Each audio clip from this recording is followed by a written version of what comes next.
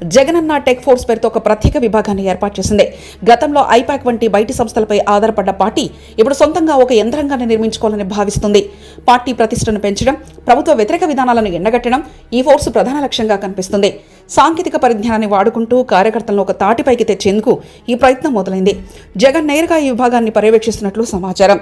Jagananna tech force ద్వారా రాష్ట్ర వ్యాప్తంగా ఉన్న వైసీపీ సానుభూతి పరులను, యువతను అనుసంధానం చేయనున్నారు. గ్రామ స్థాయి నుంచి సోషల్ మీడియా వారియర్స్ను తయారు చేయడం దీని ఉద్దేశం. పార్టీకి వ్యతిరేకంగా వచ్చే కథనాలను తిప్పికొట్టడం, వాస్తవాలను ప్రజల్లోకి తీసుకెళ్లడం వీరి బాధ్యత.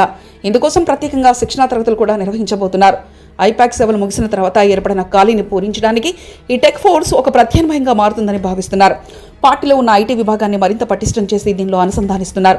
బయటి ఏజెన్సీల కంటే సొంత కార్యకర్తలే పార్టీకి శ్రీరామ రక్ష అని జగన్ గట్టిగా నమ్ముతున్నారు.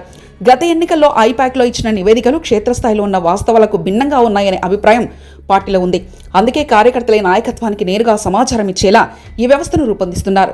టెక్ ఫోర్స్ సభ్యులు నేరుగా అధిష్టానంతో టచ్లో ఉండేలా అప్లికేషన్ను అభివృద్ధి చేస్తున్నారు. దీనివల్ల మధ్యవర్తుల ప్రమేయం ఉండదు. నాయకులకు తెలియకుండానే గ్రౌండ్ లెవెల్ పరిస్థితులు జగన్కు చేరుతాయి. పార్టీ శ్రేణుల్లో ఉన్న అసంతృప్తిని తగ్గించడానికి కూడా ఇది ఉపయోగపడుతుందని భావిస్తున్నారు.